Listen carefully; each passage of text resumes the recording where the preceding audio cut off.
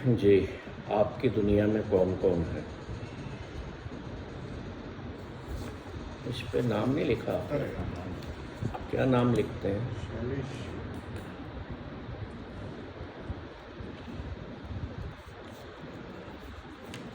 Inner most circle, outer circle, whole world.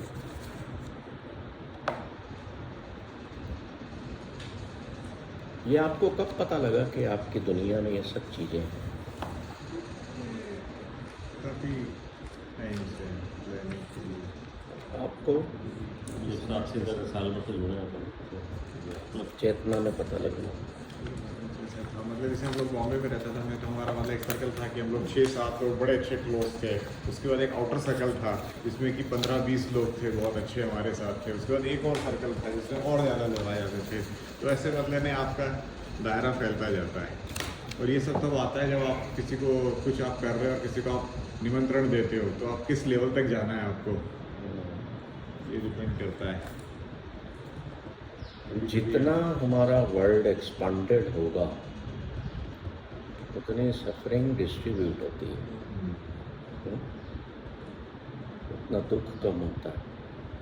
नहीं तो इंसान क्या होता है, मान लो स्वयं को कोई दुख लग गया तो इंसान क्या होगा, छोटा सा उसका दुनिया होगी तो उसी में वो और दुख बढ़ते जाएंगे उसके, क्योंकि ना तो कोई शेयरिंग करने वाला है, ना कोई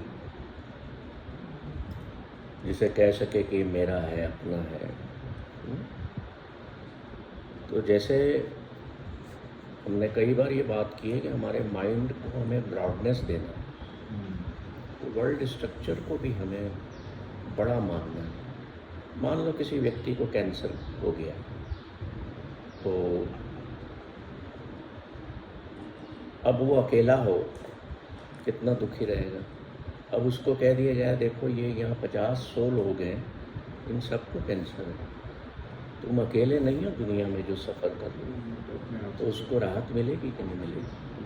सर इसीलिए अस्पताल में जब जाते हैं लोग तो थोड़ी उनको राहत मिलती है क्योंकि उनको लगता है कि मुझसे भी ज़्यादा लोग बीमार हैं। ये हमारी, ये डॉक्टर साहब कौन सी, इसको क्या साइकोलॉजी में आप कौन सी कंडीशन मानते हो, क्या स्थिति मानते हो कि इंसान को दूसरों के दुख देख करके अपने दुख के प्रति थोड़ा सा कम अनुभव होता है? क्यों होता है ऐसा? मुझे सर ऐसा लगता है कि नॉर्मल ह्यूमन बीइंग का नेचर ही ऐसा है बाय डिफॉल्ट। हाँ। इसमें कुछ हम ये नहीं बोल सकते कि कोई डिसऑर्डर है या कोई सिंड्रोम। नहीं, डिसऑर्डर सिंड्रोम नहीं, हाँ, पर मुझे ऐसा लगता है कि नेचर ही है ह्यूमन बीइंग। नेचर है। और देखो इसमें से एक बात जो निकल के आती है ना, वो सबसे बड़ी बात ये निकल के आती है कि कंपेनियनशिप, कि मेरे साथ इतने लोग भी मेरे साथ, रिलेटिवनेस लगती है। हाँ, एक हम उसमें रिलेटिविटी को महसूस करने लगते हैं कि ये मेरा, आजकल क्या होता है ऑनलाइन ट्राइब्स बन जाते हैं, है ना। जैसे डायबिटिक पीपल हैं तो उनका व्हाट्सएप ग्रुप बन गया, तो वो एक दूसरे को वो, तो उनको लगता है कि चलो यार मेरे कोई, है ना। सर इसका सबसे बड़ा एग्जांपल है कि जब प्रेगनेंसी में बहुत सी जगह क्लासेस लेते हैं वो लोग जी, क्लिनिक्स में, तो उसमें जिनके 5 महीना चल रहा है उनको सबको एक साथ बुलाते हैं, 6 महीने को एक साथ बुलाते हैं, तो उसमें वो सब लेडीज आपस में शेयर करती हैं अपनी प्रॉब्लम। तो उनको लगता है कि यार ये तो हम सबको हो रहा है, मेरे साथ ऐसा नहीं है। Yes. It is very- it gives them a lot of moral boost. छोटे हो जाते हैं, कॉमन को लगता है कॉमन है एक ही है। हाँ। दूसरा देर इज से आप बोलते हो कि I cried for shoes until I saw a man without legs. अब हम दुख की बात ही क्यों करें। मान लो कि आप क्रिकेट खेलते हैं, मान लो, मुझे नहीं पता क्या खेलते हो, और आपको 4 लोग मिल गए कि हमें भी क्रिकेट पसंद है, तो ट्राइब क्रिएट हो गया ना, चलो खेलते हैं, प्लेफुलनेस आ गई हो। तो this is how we connect to people. Cigarette पीने वाले इसलिए हाँ, सिगरेट पीने सबसे ज़्यादा वाले, कोरोना में जैसे अपन थे एडमिट जिस वार्ड में, उसमें सब अपने जैसे हो गए थे कोरोना में, सब अपनी दुख बात करते थे। सबको कोरोना है। हाँ, मेरे कमरे में 3-4 लोग तो मेरे लोग थे बिल्कुल बहुत सालों से बात करते रहे। अब जैसे किसी को कोई बात हो जाती है तो हम उसको क्या कहते हैं, यार तेरे कोई नहीं है दुनिया में, बहुत लोग हैं। क्यों? एक्सपांशन ऑफ माइंड जो है ना वो हमें थोड़ा सा राहत देता है। इसलिए हम कहते हैं कि अपने माइंड को make it vast like sky, आसमान जैसा बड़ा बनाओ। अब आप खेती करते हो, आई नो दैट। क्यों भाई सारी मूलियाँ एक जगह पे क्यों लगाते हो? सारी पालक की सब्जी एक ही क्यारी में क्यों लगाते हो? मिक्स करके लगाओ। What will happen then? निकालने में जब जरूरत पड़ेगी तो निकालने में दिक्कत आएगी। No, they will not. First thing is that they will not grow properly. हाँ, वो साथ करेंगे। आप एक किताब पढ़िए, मैं दूंगा आपको, the hidden secrets of plants and trees. Very interesting. क्योंकि आप एग्रीकल्चर में, दैट बॉय इज इन, पढ़ रहा है वो सेंट्रल स्कूल में, पर he is doing agriculture with मैंने हिज तो सुना है कि फादर। पपाया का ट्री आप पेड़ में लगाओ तो ही फूल आते हैं, उसमें आते हैं, फल आते हैं, ऐसा है क्या? सिंगल जो देगा ना वो वैसा आपको नहीं देगा।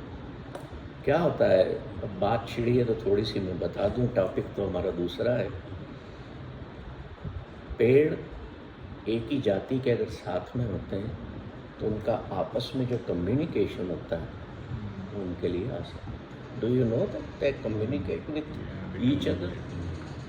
नहीं पता, एक क्लास इस पर लेंगे हम, तब बात करेंगे, क्योंकि हम कनेक्टेड है ना उससे। चलिए, तो आपकी दुनिया जो है वो बड़ी होनी चाहिए। माँ, पापा, भाई, बहन, मेरी ख्वाहिशें, मेरी ड्रीम्स।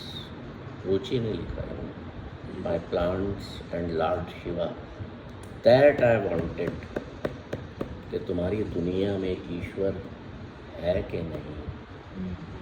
एक ने लिखा है, आपने भी लिखा है, वेरी गुड। हमने एक गुरु नानक साहब की एक किसी सेशन में कहानी सुनाई थी कि उनके पास एक फैमिली आती है कि वो कहती है कि हमारे पास सब कुछ है।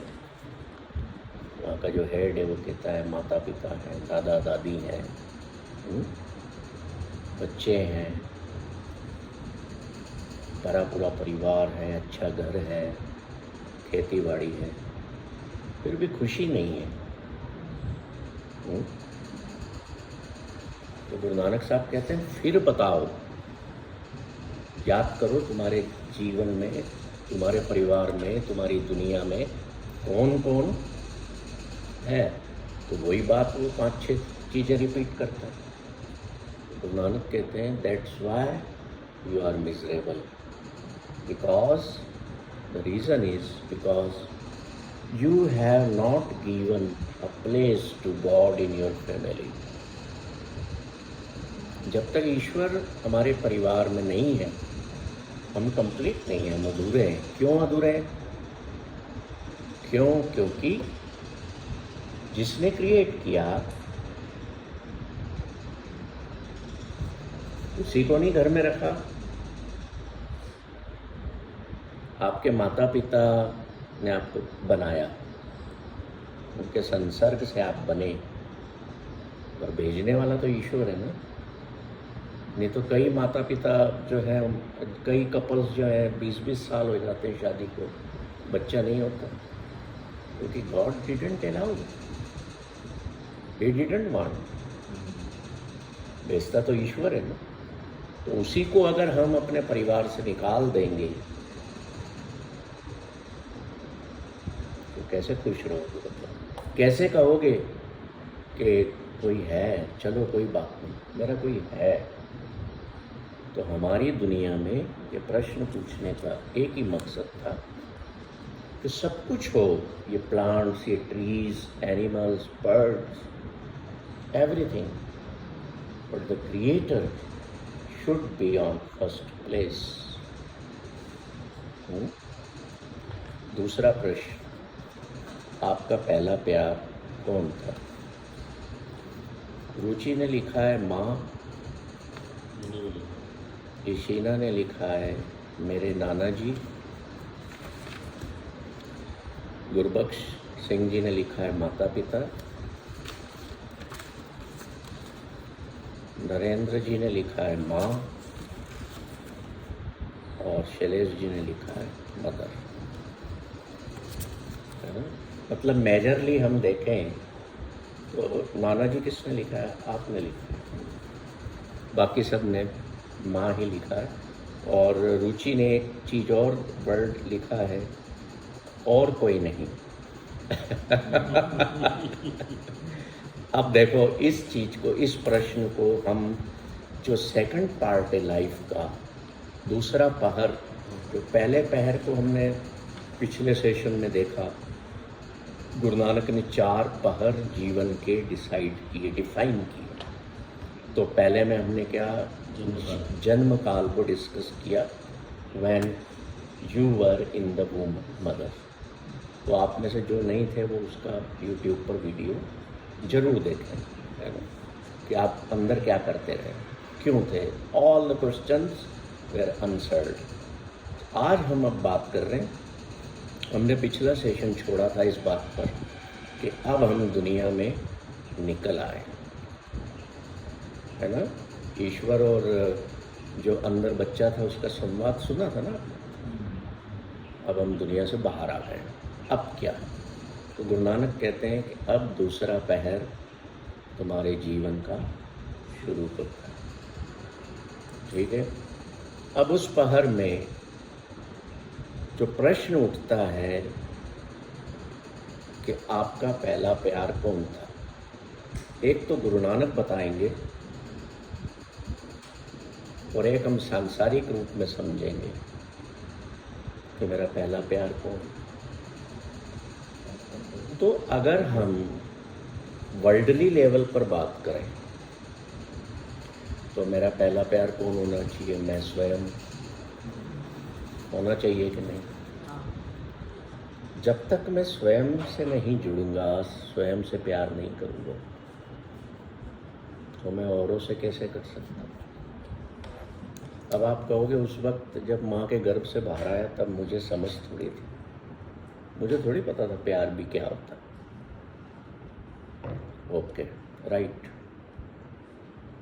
पर क्या हम जीवन में स्वयं को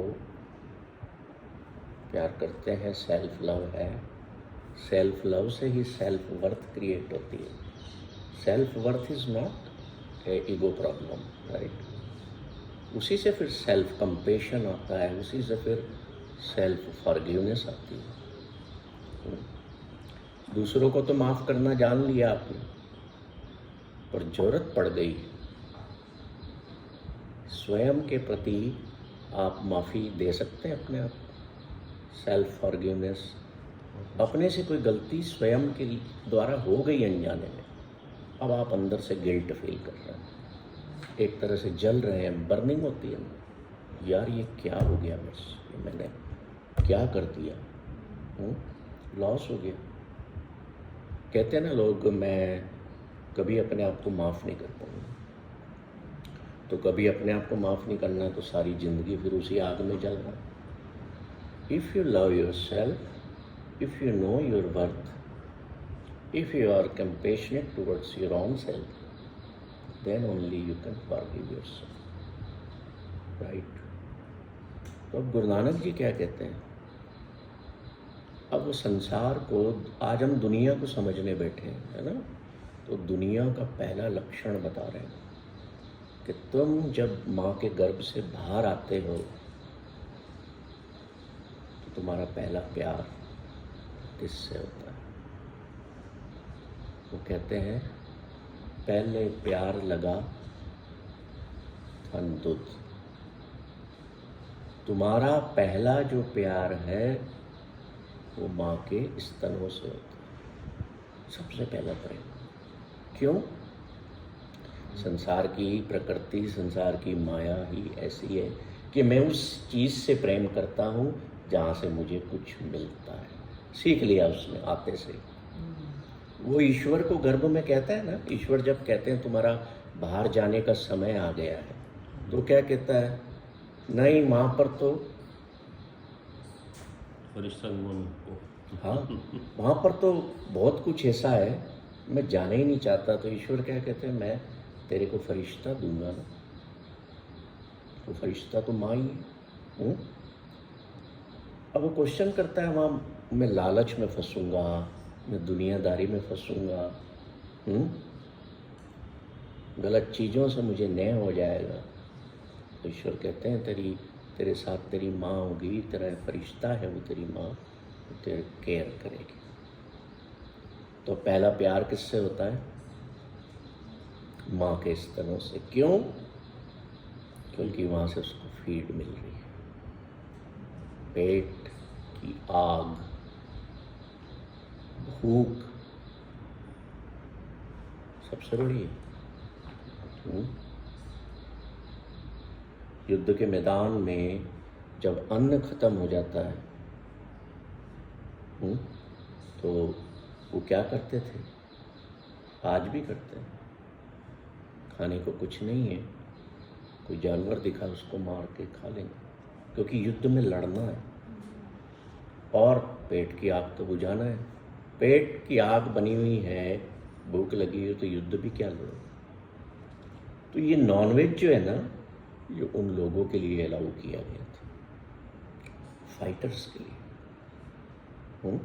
कि तुम्हारे पास अगर अन्न ना हो उपलब्ध and you have to fight for a noble cause, then you can eat meet.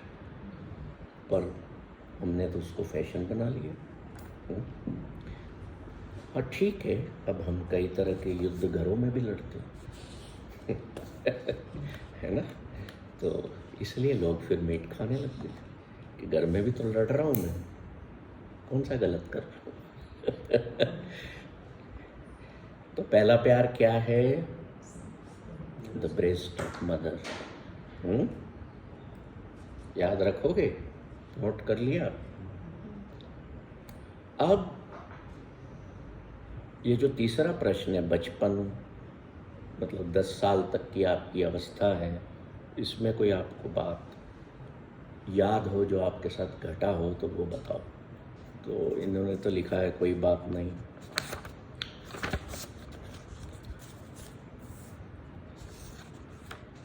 ये क्या लिखा है? हाँ, छुपन छाई लिखा होगा उन्होंने। अच्छा, छुपन छाई आप खेलते थे। Okay, right. कहाँ छुपते थे? कहीं कोई घर पे, कहीं साइड में पलंग के नीचे, ऐसा कुछ।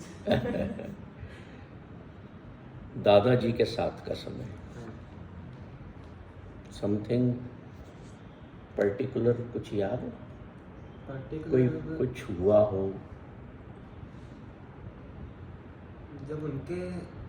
जब 4 साल का था तब उनकी डेथ हो गई थी, तो उसके पहले का याद है कि 4 साल के पहले का याद है? उसके पहले का भी याद है। बताओ फिर तो, ये तो बड़ा इंटरेस्टिंग है।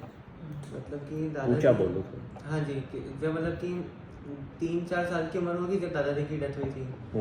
उसके पहले ऐसा था कि उनको सारी चीज़ें खाने का भी उनको पलंग पे जाके देना है, क्योंकि 98 एज होगी उनकी, 100 कंप्लीट कर लेते अगर। ये किसी ने बताया कि आप कर? नहीं, याद है मेरा। आप करते थे?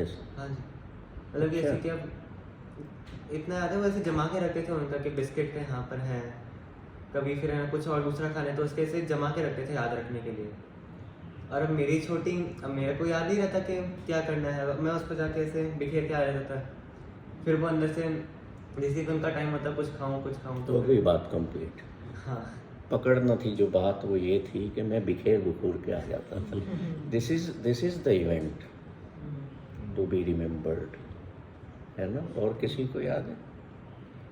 10 साल के अंदर का नहीं याद, इनको तो 4 साल का याद है। मेरे को भी छोटे याद है। एक कोई स्पेशल छोटी सी मेरे बात, को जैसे लक्कड़ बग्गा उठा के वो याद है। वो लक्कड़ बग्गा उठा के ले गया था। हम लोग पहले फादर मतलब बहुत रिलेट पोस्टिंग थी फादर की पुलिस में, हाँ, तो खुला रहता था, तो कुआ जंगल था पास में, तो लकड़ वगैरह तब मेरे को याद है, मेरे को उठा के ले रहा था, वो छोड़ दिया उसने, याद है मेरे को। आपको? बहुत सारी छोटी छोटी नहीं, एक बस जैसे इनने ऐसे बताया। एक ऐसा कहना कुछ कैसे बताऊँ, मतलब वेरी इररिलेवेंट थिंग्स, मतलब जैसे मुझे याद है, मैं बाद ये में याद है स्कूल में आपको पढ़ा यहाँ पर इंदौर कि में। पहली बार ब्रश किसने पकड़ाया, नहीं, कैसे किया? नहीं, वो सब नहीं याद है, वो नहीं नहीं याद। याद है, पर मुझे मतलब इररिलेवेंट याद पहली है। बार नहलाते टाइम रोए थे, नहीं, कुछ याद नहीं है। पहला थप्पड़ कब पड़ा, नहीं, कभी ये भी नहीं याद। वो भी याद नहीं। आप तो लेटेस्ट जमाने के लोग हो, डाउनलोडेड हो। आपके पास है? तो सब हाँ। मेमोरी सब होगी। है ना? क्या याद है? कि उनसे कुछ भी मांगते थे ना तो वो मना नहीं करते थे, मतलब जितनी भी गरीबी देखी है उसमें वो कहीं ना कहीं से ला के दे देते थे। अच्छा, क्या मंगाया था ऐसा? Chocolate, biscuit. बिस्किट पार्ले जी के? पार्ले जी का एड हो गया और आपको छुपन छुपाई याद? हाँ, मेरे को और भी ऐसे इवेंट तो याद आ रहे हैं। मुझे तो बहुत जो रेयर बता रीज़न क्या है पूछने का कि हम पिछली जो चीज़ें हैं, अच्छी चीज़ें हैं, या जो हमें याद होना चाहिए, वो हम भूलते जाते हैं, है ना? अब किसी ने यहाँ कोई इवेंट ऐसा नहीं बताया कि जिसमें उसके साथ बुरा हुआ हो बचपन में, है ना? रीज़न वो था पूछने का कि अक्सर बुरा होता है ना? तो चलो मैं इसमें ज़्यादा नहीं जाऊँगा। याद दिलाएंगे। एक मेरी इवेंट थी, छोटी सी केजी 1 में था मेरे को याद है। तो उस समय क्या हुआ था कि वहाँ पे टॉय रखे रहते थे स्कूल में, कि उनको उठाओ और वो ऐसा घुमाने का रहता था, इंजन टाइप का एक इंजन था, तो मेरे को उसको घुमाना अच्छा लगता था, उससे पहिए घूमते थे। तो मैं सुबह सुबह जैसे जल्दी वहाँ पहुँचा, वो रखा हुआ था वहाँ पे, मैंने उठाया और मैं उसको चला रहा था। तो फिर उसके बाद एक दूसरा और बच्ची आई, तो मैडम ने क्या करा कि उस मेरे से उठा के मेरे से लेके उसको दे दिया। तो मैंने कहा मैडम मैं जो भी कर चला रहा हूँ, तो मैडम ने बोला नहीं है, देखो वो रोती है, वो रो रही है ना, तो उसको देना पड़ेगा, तुम दूसरे से देना। तो मेरे को बहुत बुरा लगा। चलिए, आपको बुरा लगा, ठीक है, इसलिए आपको अभी बहुत सारी छोटी छोटी बातों का भी बुरा लग जाता है। 10 साल की उम्र तक जो हमारे साथ घटित होता है ना, वो हमारा जीवन भर साथ में रहता है। तो गुरु नानक क्या कहते हैं? पहला प्रेम तुम्हारा किससे होता है? माँ के स्तनों से। फिर दूसरा क्या होता है? गुरु नानक कहते हैं दूजे माए बाप की सुध।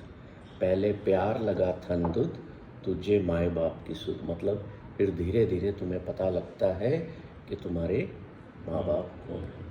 माँ बताती है कि पापा, बताती है ये तुम्हारे फादर है ना। तीजे पया पापी बेब मीन्स फिर तुम्हारे परिवार में और जो तुम्हारी दुनिया में लोग हैं ऑलरेडी, भाई बहन, ये उनके बारे में। और चौथा काम क्या होता है? जब तुम थोड़े से बड़े होते हो तो क्या करते हो? खेलने का चस्का लग जाता है, खेलते। चौथे प्यार पन्नी खेल। Fourth the love of play awakens. फिर पांचवा क्या होता है? बता सकते? सब अभी तक तो आपको जो खिलाया पिलाया जा रहा था आप खा रहे थे, पंजवे खान पीन की ताक। अब मैं मेरी मर्जी से खाऊंगा, मैं ये नहीं खाऊंगा, मैं दूध नहीं पीऊंगा, होता है। देखो ये हम सबके साथ हुआ है। Why Guru Nanak is reminding us, that is the main reason we have to think about today, कि ये हम सबके साथ होता है। आजकल क्या होता है? ले मोबाइल देख, ये कार्टून दिखाने लग जाएंगे और उसके मुंह में डालते जाएंगे। उसका इफेक्ट क्या आ रहा है जीवन पर? कि हम बड़े होकर के भी, बच्चे बड़े होकर के भी उनको पता ही नहीं है खा क्या रहे हैं, क्योंकि खाते टाइम आपने कुछ और एक्सपीरियंस दे दिया उनको। लाइफ में अगर कुछ सबसे बड़ी चीज़ है ना तो अनुभव है, एक्सपीरियंस है। जब तक एक्सपीरियंस नहीं हो यू कैन नॉट से कि आई हैव लर्न समथिंग। बड़ी इम्पोर्टेंट बात है।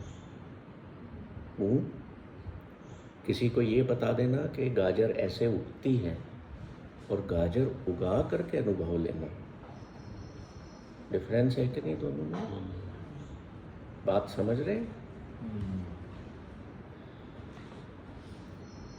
अगर मैं किसी कोई बात करूं तो मैं वो ही बात करूं जो मेरे अनुभव में आई है, अन्यथा तो मैं सुनी सुनाई, पढ़ी पढ़ाई या कहीं से उठा के ले आया। तो पांचवी बात क्या हुई कि अब मैं तो अपनी मर्जी का खाऊंगा। मेरे को आज पोहे चाहिए, मुझे आज कचौरी चाहिए, मैं तो नहीं खाऊंगा ये घर का, हटाओ, कोई टेस्ट नहीं है इसमें। होता है। अब मैं यहाँ तक रुक रहा हूँ, इसके आगे छठा क्या होता है, सातवां क्या होता है, 10 है ऐसे, वो अगले सेशन में जाएगी बातें। अब हम वापस दुनिया पे आते हैं। तो इस दूसरे पहर में we are introduce to the world. अब इस दुनिया में क्या होता है, देखिए आप जब जन्म काल में थे तो आप किस में थे, याद है आपको मैंने क्या बताया था, यू वेर इन मेडिटेशन, है ना। अब दुनिया में आते से ही आपका मेडिटेशन ब्रेक हो जाता, इसलिए आप रोते भी हो कि आप जिससे कनेक्टेड थे, जहाँ पे कोई स्ट्रेस नहीं था, कोई टेंशन नहीं था। माँ के गर्भ में कोई स्ट्रेस होता है क्या, कोई टेंशन होता है, कोई साइकोलॉजिकल प्रॉब्लम होती है, बताओ। पर सर ऐसा क्यों बोलते हैं कि जो माँ सोचती है उसकी थॉट प्रोसेस या जो भी डेटा थॉट वो इंटेक करती है उसका इम्पैक्ट बच्चे पे आता है, मतलब उसके इमोशंस में आता है। जिस मशीन में तैयार हो रहा है वो, उस मशीन का असर तो आएगा ना, जिस फैक्ट्री में तैयार हो रहा है। अलग अलग किस्म की फैक्ट्रियाँ हैं, समझ लो ये फैक्ट्रीज हैं for the production of human beings. The role of father हमने पिछले सेशन में बताया था कि इस बार पिता का रोल पैदा करने में सिर्फ कुछ सेकंड्स का है, 1 मिनट का। उसके स्पर्म्स गए और काम, उसका रोल खत्म हो गया, राइट। अब आप उस वीडियो को सुनिएगा कि स्पर्म कैसे चलते हैं, कितनी गति से चलते हैं। I have described all this, और अच्छे और बुरे बच्चे कैसे पैदा होते हैं, सारा उसमें। तो अलग अलग फैक्ट्रीज हैं, किसी फैक्ट्री में ISI क्वालिटी का माल बन रहा है, किसी में लो ग्रेड का बन रहा है, किसी में ISO बन रहा है, किसी में वर्ल्ड स्टैंडर्ड्स है, किसी में बड़ा हाई रिजोल्यूशन बन रहा है। All depends on the working of factory and raw material. Yes, simple thing. Learning को एक्सपीरियंस से और सिंपल वे में समझोगे।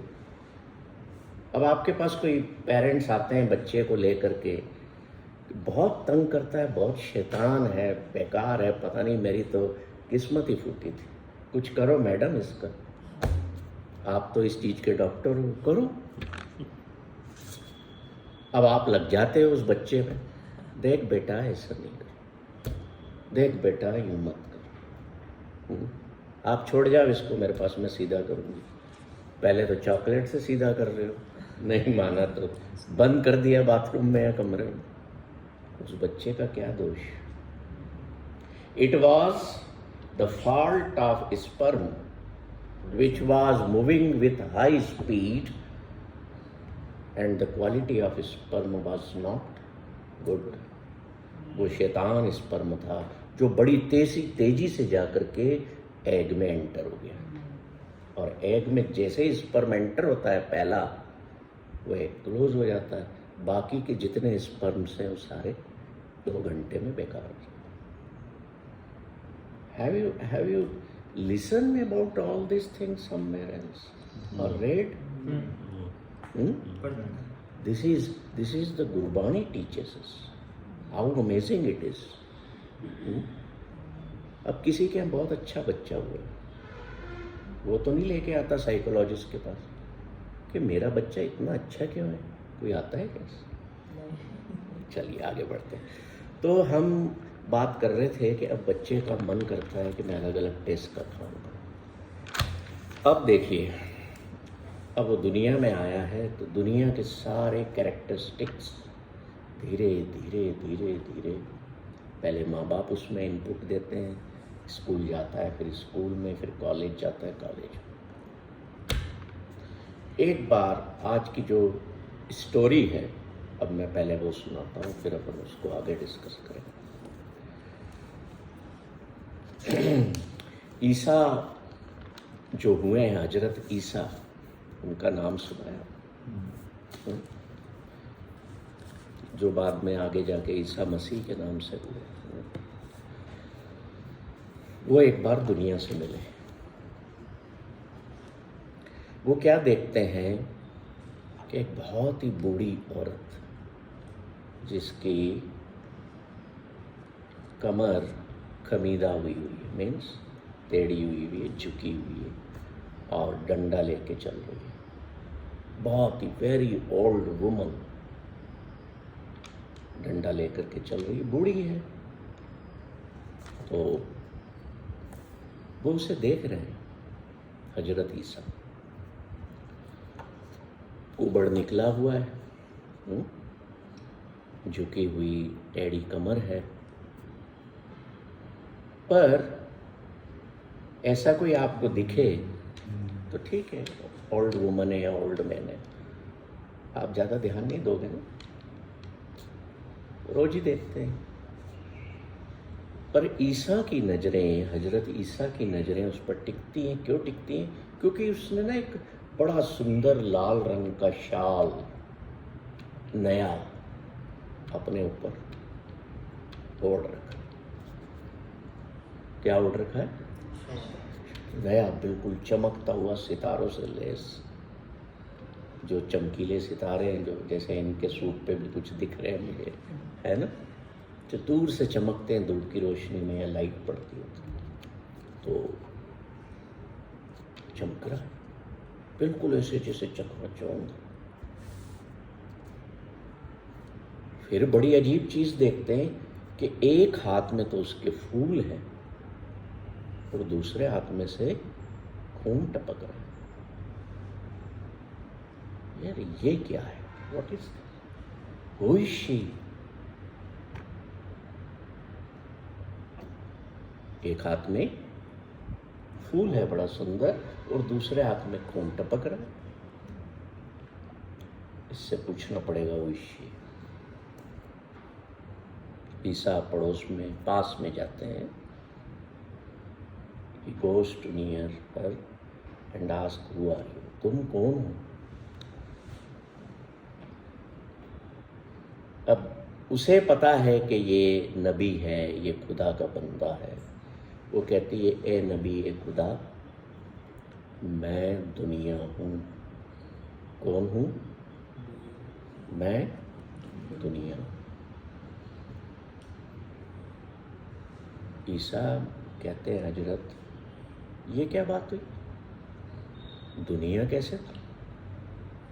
इतनी बड़ी है, तेरे से चला नहीं जा रहा, कपड़े तेने जवानों के पहन रखे हैं, ये सब क्या है? तो वो बुढ़िया कहती है, जो कहती है अपने आप को कि मैं दुनिया हूँ, दैट ओल्ड वुमन सेज, मैं बहुत पुरानी हूँ, बहुत पुरानी हो गई हूँ, बहुत बूढ़ी हूँ, बहुत लाचार हूँ, मेरी कमर खमीदा हो गई है, झुक गई, मेरे से चला भी नहीं जाता, धका धका के मैं अपने आप को चला रही हूँ। Compare that the sayings of that woman with the world in your mind. समझ रहे हो? मैं जिस बुढ़िया की बात कर रहा हूँ उसका कंपैरिजन आप दुनिया से करना अपने मनों में। नहीं कर पाओगे तो मैं बता दूँगा। तो ईसा, हजरत ईसा कहते हैं, ये क्या बात हुई? वजूद तेरा बूढ़ों जैसा है, कपड़े तेने जवानों के पहन रखे हैं। तो वो क्या कहती है? मैं बहुत पुरानी हूँ। ए नबी, ए खुदा, ये मेरा जो भेष है, मेरे शरीर का हाल लाखों साल पुराना है। तेने ये नया शाल क्यों पहन रखा है चमकता हुआ सितारों से? तेरे को कोई दूर से देखे तो तू बूढ़ी नहीं दिखेगी, है ना? तो हंसने लग जाती जोर जोर से बुढ़िया। कहती है कि मैं दुनिया हूँ, मैंने ही तुम सबको, दुनिया के लोगों को इस धोखे में रखा हुआ है कि मैं दिखती तो जवान हूँ, खूबसूरत हूँ, पर मेरी असलियत क्या है? Lakhs of years old. पर मैंने शाल इसलिए ओढ़ा है नया, ताकि मैं संसार के लोगों को धोखा दे सकूं कि मैं बहुत सुंदर हूँ, मेरी कितनी चकाचौंध है। देखो दुनिया पुरानी है ना बहुत, पर इसमें स्टिल देयर इज चकाचौंध।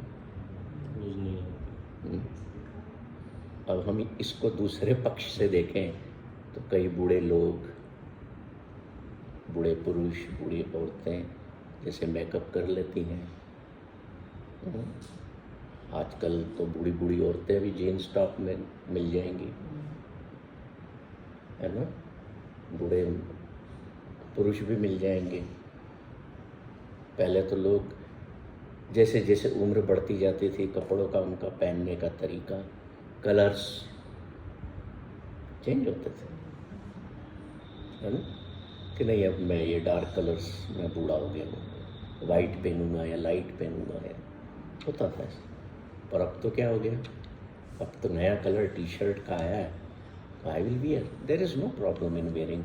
We are talking about the characteristics of the world. मैं आपसे ये नहीं कह रहा हूँ कि आप ये कलर मत पहनो, ये मत पहनो, ये भी मैं भी पहनता हूँ, पहनो सब। तो वो क्या कहती है कि मैं लाखों हज़ारों साल पुरानी हूँ, पर मैंने ये शाल इसलिए पहना है सितारों से लगा हुआ कि लोग मुझसे धोखा खा जाए। क्या खा जाए? धोखा खा जाए।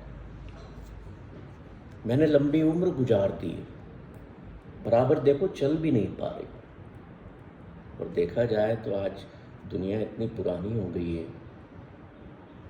कितनी बीमारियां हैं ये, हम उसको धकेल के ही चला रहे हैं। हवा भी तो नहीं है प्योर, हम धका रहे हैं ना कि ऐसे करो। अब आगे बढ़ते हैं तो हजरत ईसा कहते हैं, अच्छा ऐसा है? अब ये बताओ, तुम्हारे एक हाथ में फूल है, एक में से खून निकल रहा है। तो कहती है ये फूल ये बताता है कि अभी मैं कोई खुशी का मौका शेयर करके आ रही हूँ, किसी की शादी करके आ रही हूँ, किसी के यहाँ कोई खुशी का कार्यक्रम हुआ है, बच्चा पैदा हुआ है, मतलब किसी भी तरीके से खुशी आई है, तो this my hand with flower shows the joy in the world. And what is that? खून क्यों बह रहा है? बोले मैं अभी किसी का कत्ल करके आ रही हूँ, पाप करके आ रही हूँ। होता है कि नहीं दुनिया में ऐसा? हो रहा है ऐसा? तो हजरत ईसा कहते हैं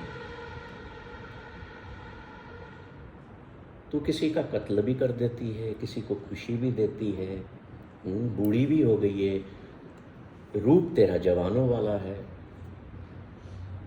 उस वक्त तो उस बुढ़िया ने क्या पहना था? शाल ओढ़ लिया था। आजकल हम बूढ़े लोग क्या करते हैं? हम ब्यूटी पार्लर्स में जाते हैं, बालों की नई स्टाइल बनवाते हैं, चेहरे पर बहुत सारे कार्यक्रम करवाते हैं। होता है ना? Compare all this things with the world, you will gain the experience कि हाँ, वो जो बुढ़िया कहानी सुना रही है अपनी, हजरत ईसा को सही सुना रही है। मैं लाल रंग की खूबसूरत शाल इसलिए ओढ़ रखी है ताकि दूसरों को धोखा दे सकूं, ये दिखाने के लिए कि मैं भी जवान हूँ। और एक हाथ में मेरे फूल हैं, मैं खुशियाँ भी बांटती हूँ, खून है मैं कत्ल भी करती हूँ। कत्ल करती हूँ मीन्स मैं दुख भी देती हूँ, गम भी देती हूँ। ईसा हैरान हो गए, कहने लगे माजरा क्या है? मुझे समझ में नहीं आ रहा, ये माजरा क्या है? माजरा मीन्स ये जो तू सब कर रही है क्या है, क्या बताना चाहती है? तो दुनिया जो है, बुढ़िया जोर जोर से हंसती है और क्या कहती है?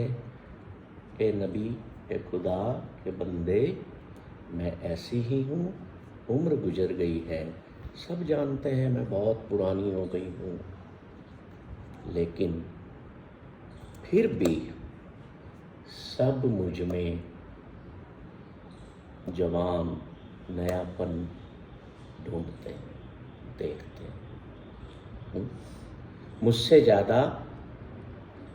ज़्यादा मेरे बुढ़ापे से ज़्यादा मेरी शॉल से धोखा खाते हैं। आज किसी को हम देखते हैं, मान लो कोई उल्टा खड़ा हुआ है, बड़े अच्छे कपड़े पहने, बहुत अच्छे इंग्लिश कलर पहने, पीछे से उस लेडी के बाल भी बड़े से, आप अट्रैक्ट हो गए, अरे कोई ब्यूटीफुल लेडी खड़ी है, चलो पास जाके देखते हैं सामने से। When you go in front of her, अरे यार ये तो बूढ़ी औरत है। हुआ कभी ऐसा? हुआ? सच बताओ, कहीं एयरपोर्ट पे किसी मॉल में हुआ होगा कि आपकी दूर से नजरें उसे देख रही हैं, पर जैसे ही वो पलटी, अरे ये तो शी इज ओल्ड एज। तो वो दुनिया यही कह रही है कि मेरे फरेब से, मैं फरेबी हूँ, मेरे फरेब से दुनिया धोखा खाती है और मुझे जवान समझती। मैं एक हाथ से खुशी और दूसरे से दुख देती हूँ। मैं बाप से निकाह करती हूँ और बेटे को तलाक दे देती हूँ। मैं बेटे से निकाह करती हूँ और बाप को छोड़ देती हूँ। होता है दुनिया में ऐसा। बाप और बेटा, अच्छा या बुरा, छोटा या बड़ा, कौन कौन?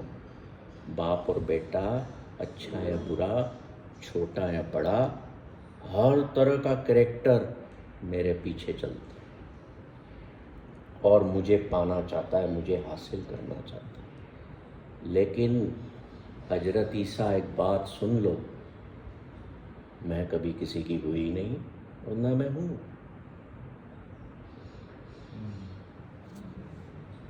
समझ रहे हो क्या कह रही है? ए नबी, ए खुदा, मैं कभी किसी की हुई नहीं, न मैं हूँ किसी की, फिर भी लोग मुझे अपना समझते हैं।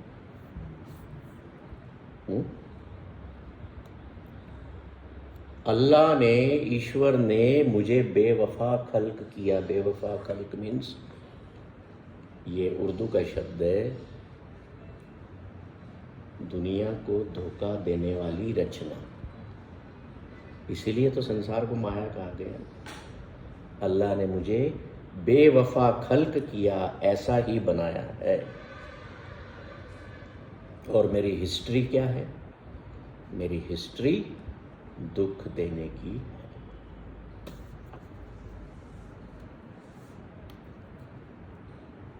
कैसे? दुनिया क्या कहती है? मेरा इतिहास जो है वो यही रहा है कि मैंने दुख ही दिया है। तुमने अगर सुख पाया है तो मैंने क्या किया जा करके? उसमें से दुख निकाल के तुम्हारे आगे रख दिया।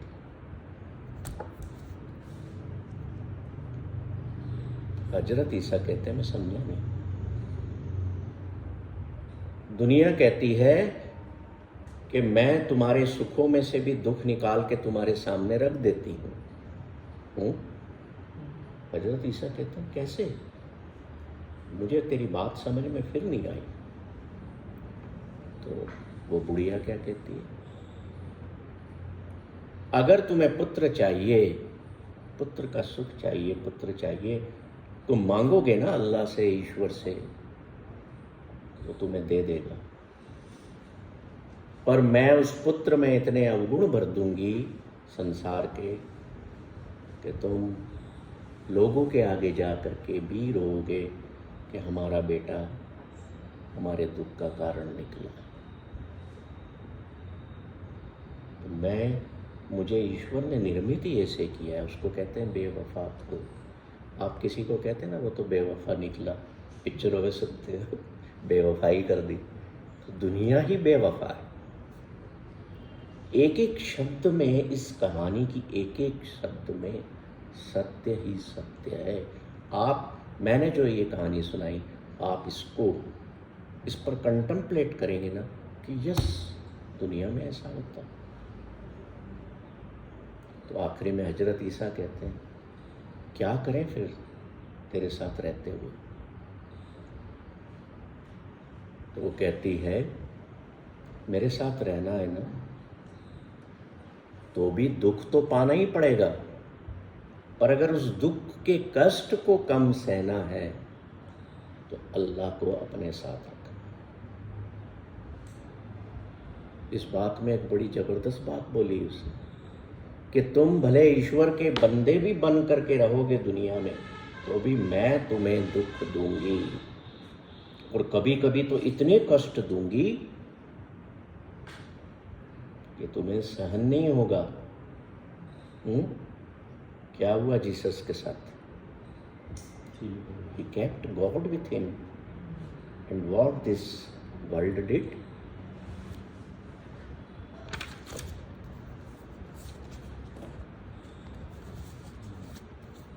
क्या इस कहानी में कहीं भी ऐसा लगा कि अनरियल है? कहीं भी किसी भी पॉइंट पे लगा? तो क्वेश्चन उठाओ मन में आपके, तो बताओ।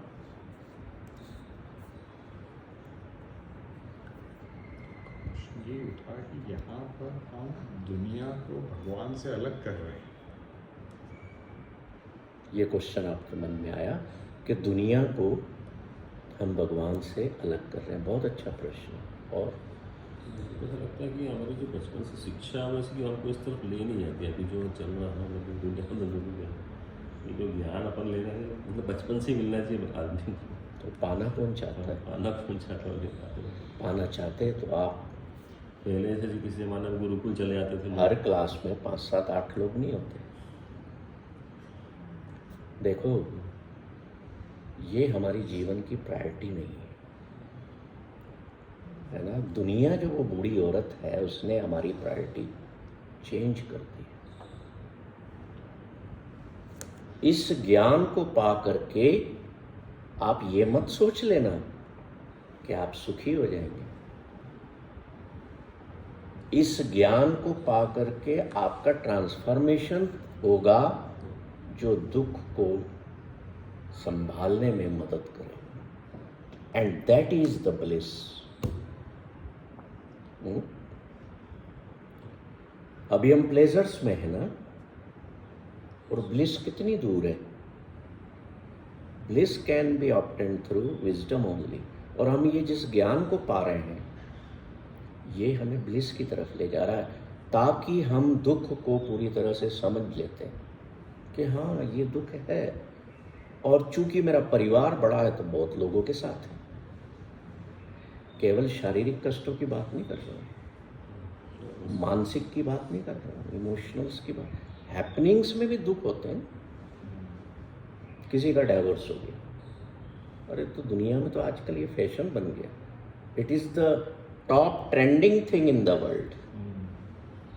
किसी की रिलेशनशिप ब्रेक हो गई,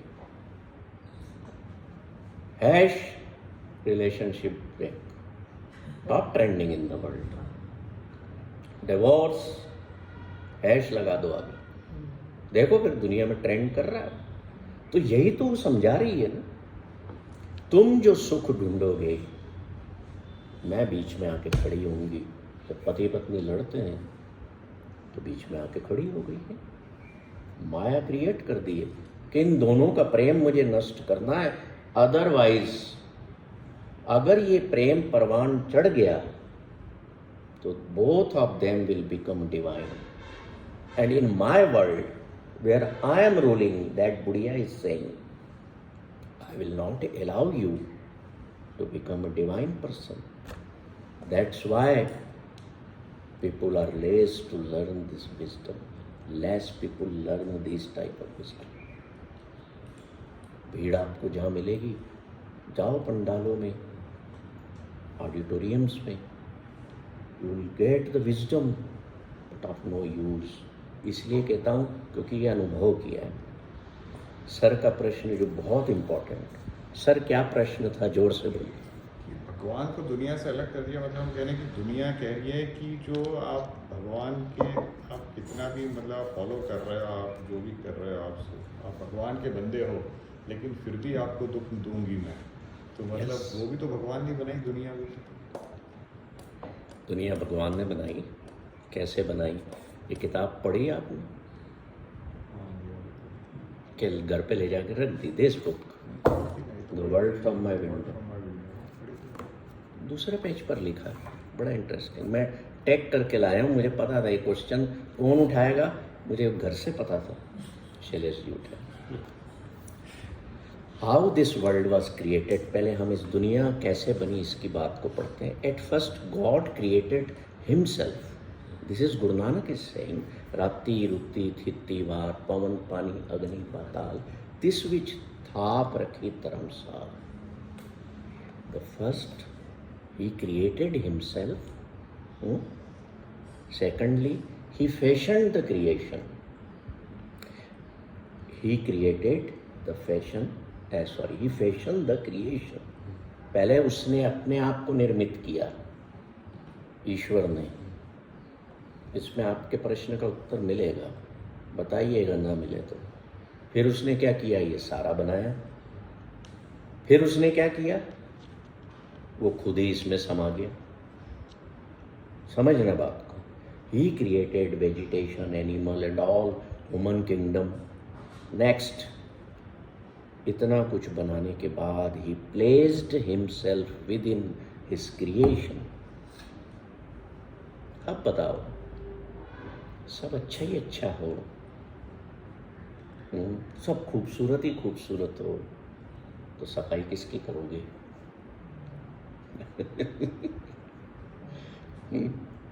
घर में गंदगी ना हो तो सफाई कैसे करोगे? तो ईश्वर ने सोचा कि दुनिया में अगर गंदगी ना होगी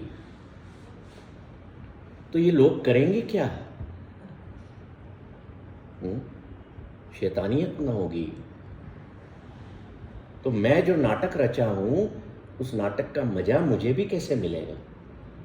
He created the Maya and put in this ये world. हमने डिस्कस किया था पहले। बुद्ध जब वृक्ष के नीचे तपस्या में लीन थे ना, तो माया अलग अलग ढंग से उनको जाके परेशान करती थी कि अगर ये एनलाइटन हो गया तो मेरे कितने ही फॉलोअर्स में से छूट जाएंगे। तो बुढ़िया ये काम नहीं करती। अब वो कौन से ऋषि थे जिनकी नींद तपस्या तोड़ने के लिए बड़ी सुंदर बन के मेनका गई थी? तो ये सारे खेल हुए कि नहीं हुए? तो who is the creator of all this games? That's why we say कि this world is a stage of drama. वो खुद इसमें समाया है। अब न उसको फालतू बैठना है, न जिन चीजों को बनाया उनको फालतू बैठने देगा। He is enjoying the whole drama of the world. पेड़ बनाते हैं। So he placed himself within his creation. After that, he beheld it with delight. बड़ा मजा आ रहा उसको।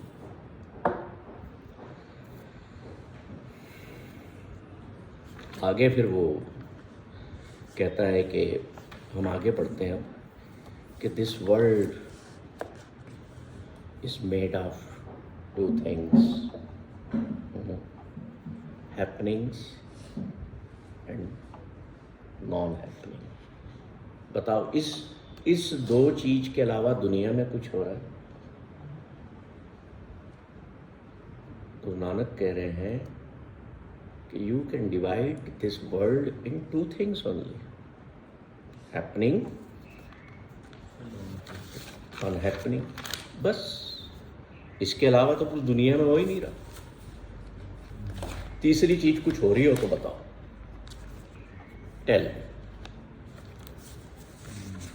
हो रहा है कुछ तीसरा? फिर इसी को फर्दर कैटेगराइज करें तो दो चीजें क्या हो रही है? Having, not having. तीसरी चीज है कुछ, इसीलिए इसको नाम दिया दुनिया। दो चीजों से बनी हुई, अच्छा बुरा, ऊपर नीचे, हैविंग नॉन हैविंग। अब खेल क्या है इसके पीछे? दुनिया बना दी, तुम्हारे पास ये है, मेरे पास ये नहीं है, दुख चालू हो गया। हुआ कि नहीं हुआ? जिसके पास है ही इज आल्सो सफरिंग, और जिसके पास नहीं है वो तो सफरिंग में है, बहुत सफर। तो कहाँ सुख है? दुनिया ने तो पहले ही कह दिया था ना, तुम्हें अगर कुछ मिलेगा फिर भी मैं दुख दूंगी। अब आपके प्रश्न का एक और उत्तर, कि हम हिस्ट्री में ऐसे गुरुओं को देखते हैं, महापुरुषों को देखते हैं, जिन्होंने जीवन भर तपस्याएं की, ईश्वर को याद किया, पर उनका अंत बड़ा कष्ट में हुआ। आप रामकृष्ण जी को देख लो, माता के कितने बड़े भक्त थे। जब कहते थे माता प्रकट हो जाती थी, ऐसा कहा जाता है, मैंने पढ़ा किसी पुस्तक। अंत समय में कैंसर से पीड़ित थे, बहुत दर्द में थे, मुंह के कैंसर। तो विवेकानंद जी कहते हैं कि आप माता से क्यों नहीं कहते कि हील कर दे? तो रामकृष्ण क्या कहते हैं? No, there is suffering only having something और नॉट हैविंग। गुरु अर्जन देव जो थे, ईश्वर के थे, भक्त थे, अवतार थे, पर मुगल सम्राट ने क्या किया? अकबर ने लाल गवे जो तवा रहता है गर्म, रेड हॉट स्टील प्लेट पर बिठा करके सिर में गरत रेत डाली। ईश्वर का बंदा, और इतनी सफरिंग भयानक, जीसस को ऐसे करके कील ठोक दिए गए। The man of God is suffering. क्यों? दुनिया ने क्या बोला था कि तू चाहे ईश्वर का कितना भी बड़ा वो हुआ, my job is only to create suffering in the world. और क्योंकि मेरी रचना ही ऐसी हुई, मैं बेवफा हूं, मैं किसी की है ही नहीं, और मेरे को लोगों के सुखों से, लोगों की हंसी से नफरत है। और दुनिया में ऐसा हो रहा है। आप ज़्यादा खुश दिख रहे हो, कोई चिढ़ रहा है, कोई बातें कर रहे, ज़्यादा ही खुश दिख रहा है, देख अभी मैं इसको।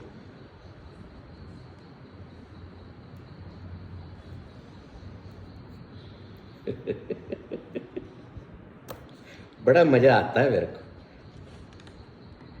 एक बार बंदा बैठ गया, ईश्वर से कहता है, बड़ी मजेदार बात याद आई, बताता हूँ।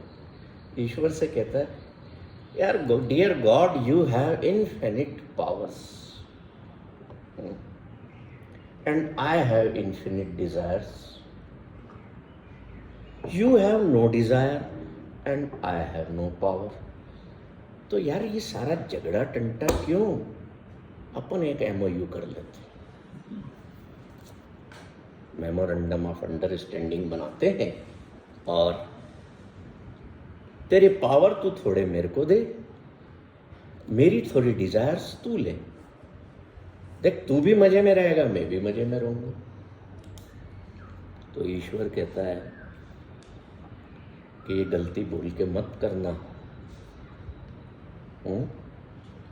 और मैं तो करूंगा ही नहीं। ईश्वर क्या कह रहा है?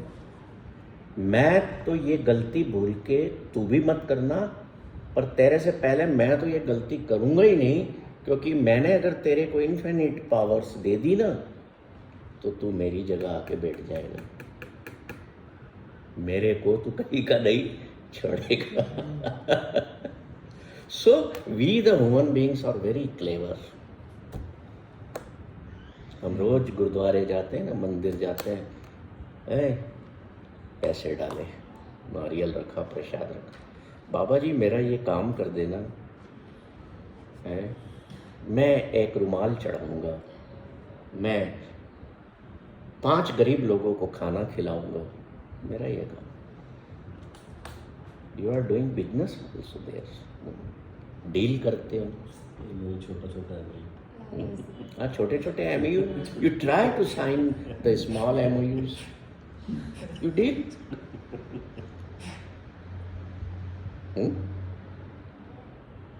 मेरी शादी करवा देना, मेरे लड़का नहीं हो रहा है बाबा जी, तो वो जो बाबा बने बैठे हैं दुनिया में, क्या कहेंगे, ला बच्चा इधर आ, या ला तेरा हाथ ला ये धागा बांधता हूँ, और पूर्णिमा की रात को अपनी पत्नी के साथ संसर्ग में आ जाना, जा बच्चा तेरे यहाँ बेटा होगा। नहीं तो क्या करेगा, फल उठा के देगा कि अमावस की एक रात के बाद दोनों जने आधा आधा फल खा लेना।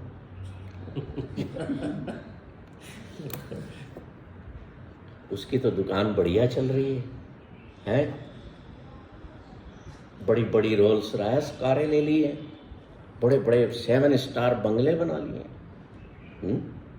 मजे से जिंदगी जी रहे। दुखी लोग जा जा करके वहाँ अपना सब कुछ देते जा रहे, फिर भी दुख कम नहीं होता। बच्चा हो गया, अब वो माँ बाप को गाली दे रहा है, बुढ़िया घुस गई है।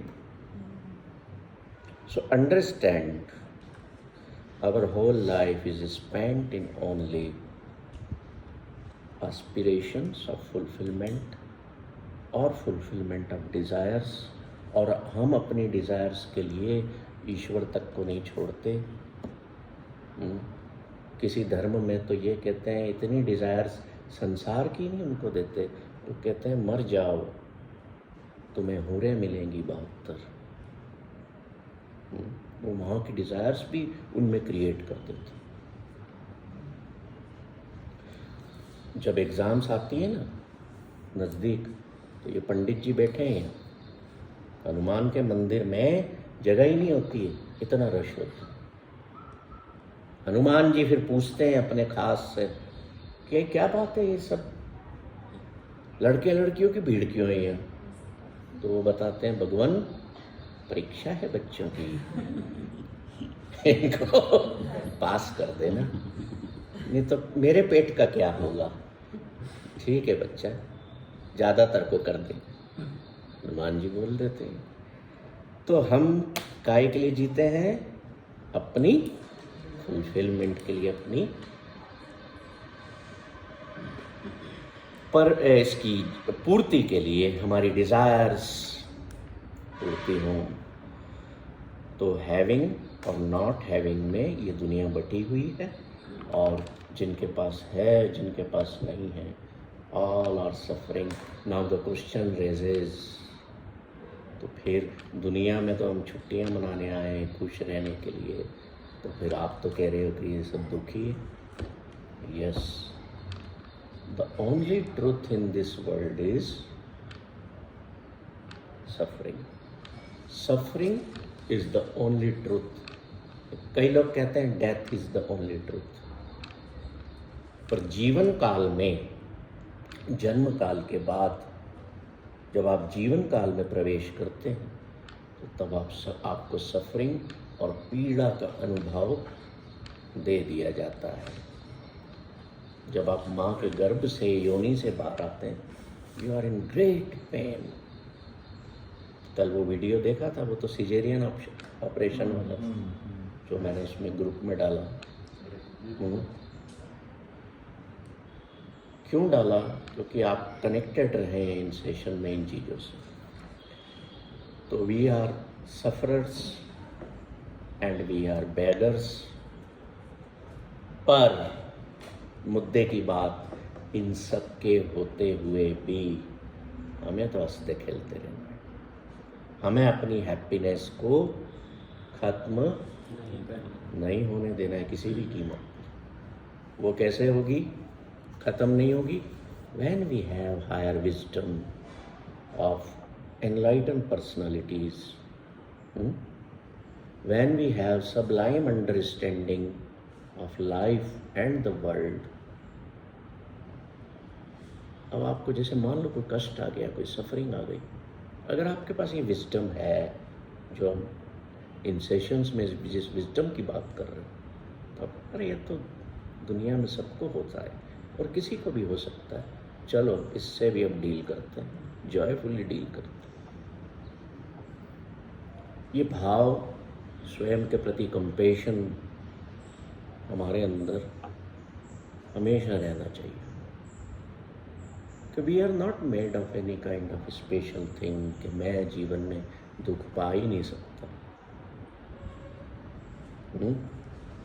एक कारण और है कि जीसस को इतना कष्ट क्यों दिया गया है, गुरु अर्जन देव जी को या गुरु गोविंद सिंह जी को क्यों जीवन में इतने कष्ट उन्होंने बताए, सहे क्यों? वो सिर्फ संसार के लोगों को ये बताना चाहते थे कि दुख है यहाँ, suffering is the nature of the world, पर उस दुख को कम करने के रास्ते भी हैं।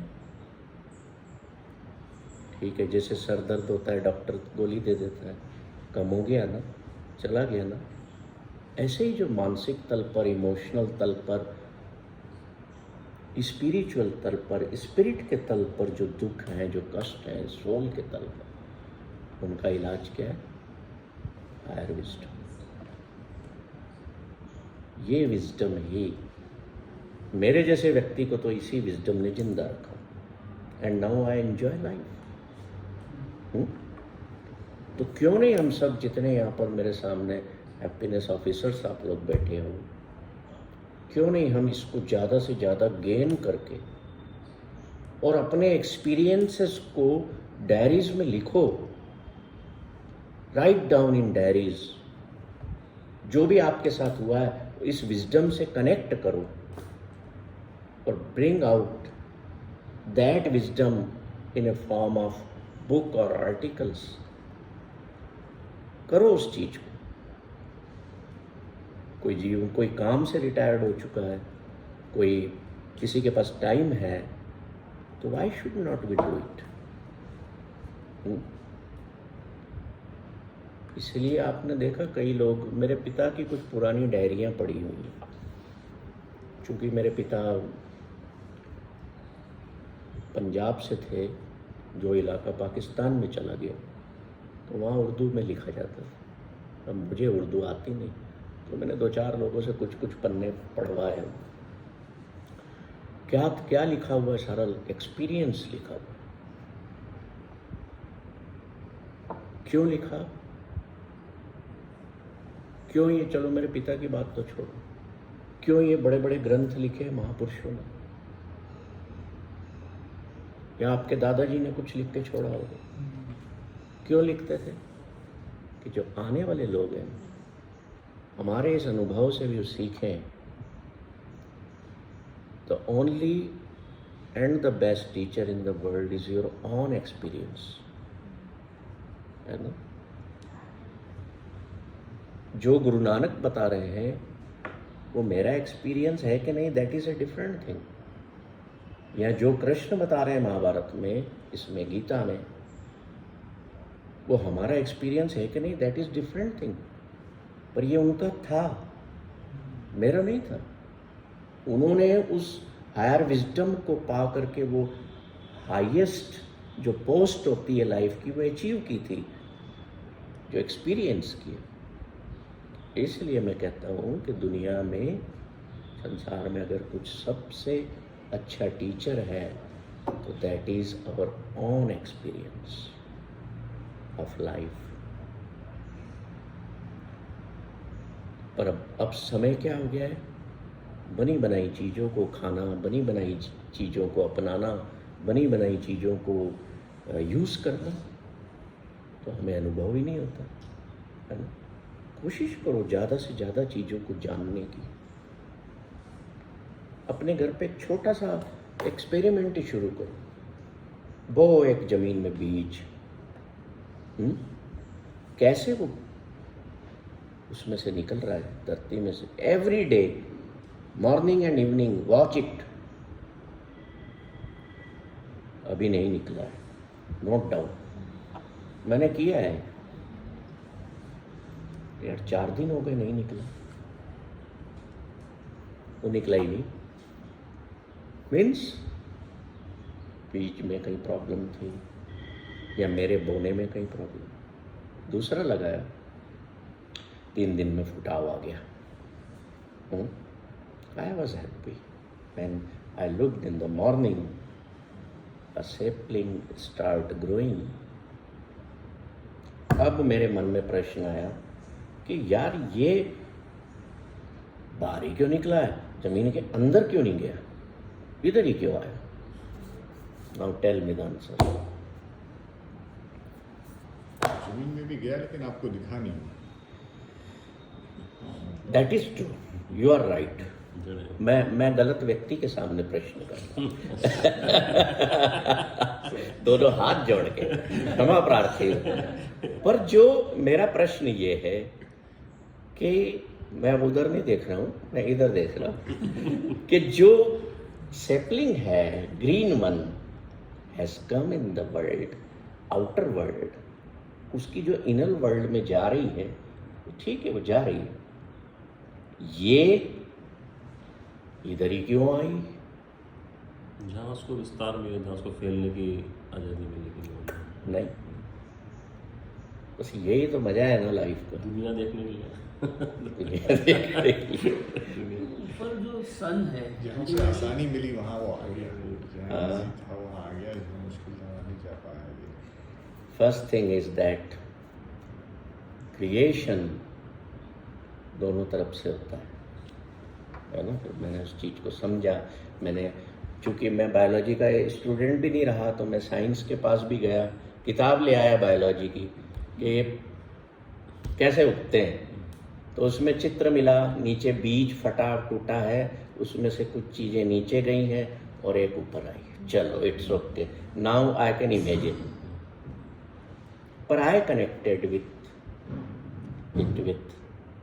The real process of nature. इसमें भी ईश्वर को बिठा दिया कि ईश्वर की करनी है ये, कि जीवन ऐसे चलता है। जैसे माँ के गर्भ में हमने डिस्कस किया था कि बीज फूटता है और अंदर वो एक नए जीवन को जन्म देता है, पर वो जीवन इस संसार में ही आता है, जैसे वो पौधा आ रहा है। Why? Because life always follows the light। जीवन प्रकाश की ओर बढ़ता है, अंधकार में से निकल के जीवन प्रकाश की ओर बढ़ता है।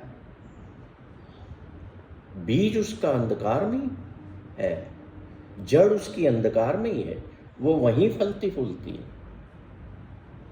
जन्म काल अंधकार में ही है, हमारा भी, पौधों का भी।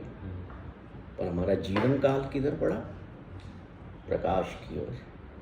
तो हम भी मूव टुवर्ड्स लाइफ। अब आप देखो, कई पौधे ऐसे होते हैं, एक नया एक्सपीरियंस और लेना, कि जिधर सनलाइट ज़्यादा होती है ना, उधर वो झुक जाते हैं। कई पेड़ भी ऐसे हैं, कई पौधों पर फ्लावर्स, जिधर सनलाइट होगी उधर बहुत फ्लावर्स अच्छे अच्छे आएंगे। क्यों? क्योंकि life and light both are directly proportional to each other. और हम भी अंधेरे में से ही निकलते हैं। 9 महीने का क्वारंटीन टाइम आप बिताते हैं ना। अभी कोरोना आया था तो एक अखबार वालों ने मेरे से पूछा, उसने बहुत बड़ा आर्टिकल मेरा पब्लिश किया कोरोना टाइम। आज मैं ग्रुप में डाल दूंगा अगर आपने ना पढ़ा हो। उस टाइम की बात, ऑल ओवर इंडिया पब्लिश हुआ था, उनको इतना पसंद आया। उनने मेरे से क्वेश्चन किया कि क्वारंटीन कभी लाइफ में आता है क्या, जो हम अलग अलग कमरों में बंद हैं? मैंने कहा यस। कि कहाँ? मैंने कहा लिख के भेजता हूँ। हिम्मत हो तो छापना। बोले सर 100% प्रॉमिस, अगर वो ट्रुथ है तो। मैंने कहा यस। मैंने कहा मैं लिखता हूँ, भेजता हूँ। और जब मैंने टाइप करके भेजा उस बंदे को, 1 घंटे बाद फ़ोन आता है, सर क्वारंटाइन का एक्सपीरियंस हमें पता ही नहीं, हम तो ले चुके जो आपने लिखा। माँ के गर्भ में 9 महीने क्या था वो? क्वारंटाइन पीरियड था ना। और अगर हमें अब 15 दिन या 20 दिन कमरे में रहना पड़ रहा है अकेले, तो हम डर रहे। वहां भय नहीं था, फियरलेस थे, डिजायरलेस थे। और यहाँ कमरे में अपने घर के बेडरूम, अस्पताल तो छोड़ो, अपने घर के बेडरूम में भी कम्युनिकेशन का बेहतर साधन है। वीडियो कॉल भी कर लूँ, नीचे में वाइफ से बात भी कर लूँ, बच्चों को भी देख लूँ, फिर भी डर रहे। What was that? उसमें आखिरी में फिर मैंने कनेक्ट किया कि वहाँ भय इसलिए नहीं था, because we were connected to the creator. और इस कमरे में आपको डर इसलिए लग रहा है, we are disconnected with the creator, that's why we are fearful. मुझे कई शहरों से उस आर्टिकल को पढ़ने के बाद अनजान लोगों के फ़ोन आए। तो ये जो एक्सपीरियंस हम लें, बस और कुछ भी मत लो। एक इतने से टुकड़े में, इतनी सी क्यारी में सारे बीज मिला के बो देना, जस्ट टू एक्सपीरियंस, राइट? फिर क्या होता है, मुझे बुलाना, मैं भी देखूंगा, अपन वहाँ बैठ के उस पर चर्चा करें, पता लगे कि मैं भी कितना गलत हूँ जीवन में, है ना, सही नहीं हूँ। I try to find out where I am wrong, तब मजा आता है। वेयर आई एम राइट, तो क्या हुआ जीवन में, पाऊंगा क्या मैं?